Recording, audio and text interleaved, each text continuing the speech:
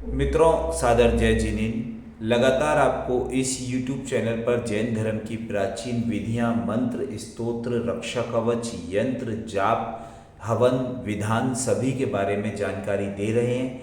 शीघ्रता से इस चैनल को सब्सक्राइब करें, लाइक करें, शेयर करें और 9893520130 पर व्हाट्सएप मैसेज भेजकर अपने प्रश्नों का उत्तर प्राप्त कर सकते हैं।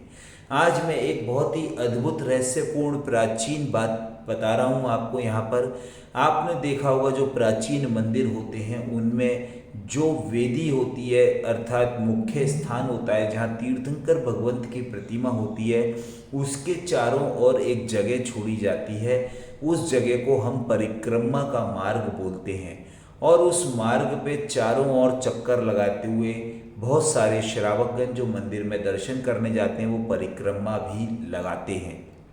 तो परिक्रमा हम क्यों लगा रहे हैं? हमारे पिताजी लगाते थे, हमारे दादाजी लगाते थे, इसलिए हम भी लगा रहे हैं।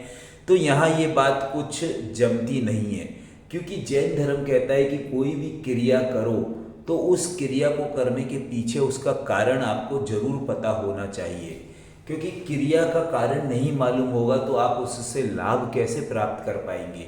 मान लीजिए आपके हर काम में रोक रुकावट आ रही है, हर काम में बाधा व्यवधान आ रहे हैं, तो आपको पता होना चाहिए कि अंतराय कर्म के उदय के कारण ये समस्या आ रही है। और जब ये पता लग जाता है समस्या क्यों आ रही है, तो फिर आप अपने घर में गौतम गणधर स्वामी का प्राचीन अंतराय नाशक महाविधान करवा लेते हैं। आप गौतम गणधर स्वामी के यंत्र की विराजमान कर लेते हैं और जैन धर्म के मुख्य हवन शांति धारा क्रिया कर लेते हैं, तो वो अंतराय कर्म के दोष दूर हो जाते हैं।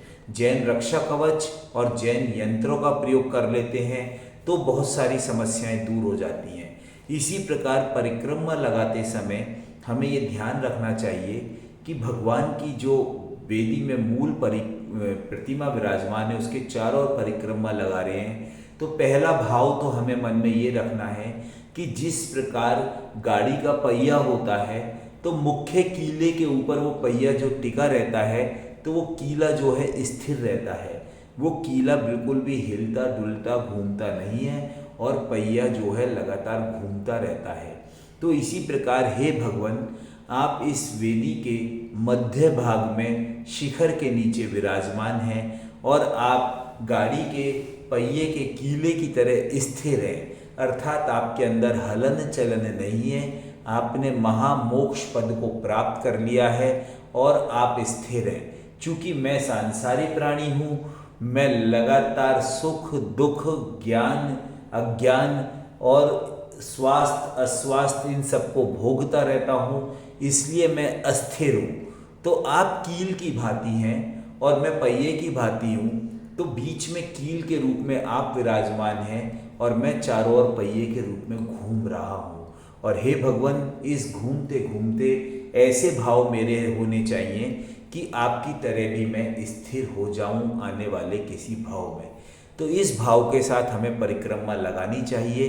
दूसरा, परिक्रमा लगाते समय हमें ध्यान रखना चाहिए कि परिक्रमा मार्ग में नीचे की ओर दृष्टि रख के हमें परिक्रमा लगानी चाहिए, क्योंकि कोई जीव जंतु है, कोई सूक्ष्म जीव है तो हमारे पैर के नीचे आकर उसकी हिंसा ना हो जाए।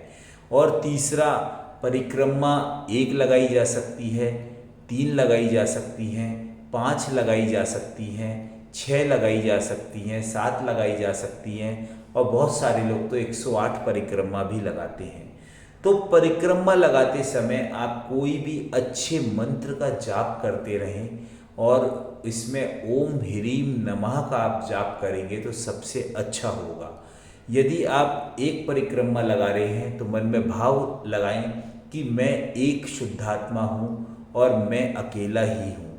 यदि आप 2 परिक्रमा लगा रहे हैं तो मन में भाव रखें कि जीव अलग है, अजीव अलग है और मैं शुद्धात्मा हूँ। 3 परिक्रमा लगाते हुए सम्यक दर्शन, सम्यक ज्ञान, सम्यक चारित्र को मन में भाव रखते हुए एक एक परिक्रमा में 3 परिक्रमा लगाएं।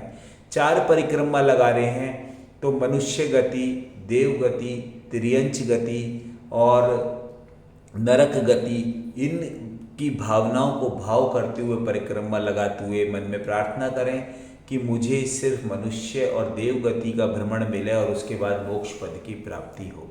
यदि 5 परिक्रमा लगा रहे हैं तो 5 पापों के बारे में सोचते हुए परिक्रमा लगानी चाहिए। हिंसा, झूठ, चोरी, कुशील, परिग्रह, इन 5 पापों से मुझे मुक्ति मिले।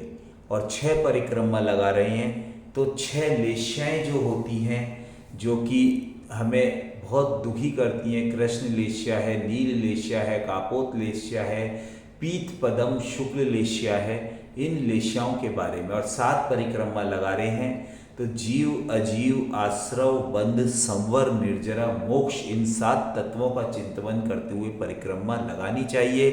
तो वो परिक्रमा आपको आपके जीवन में बहुत बड़ा अनुकूल फल देने में लाभदायी होगी। जय जिनेन्द्र, नमस्कार, धन्यवाद।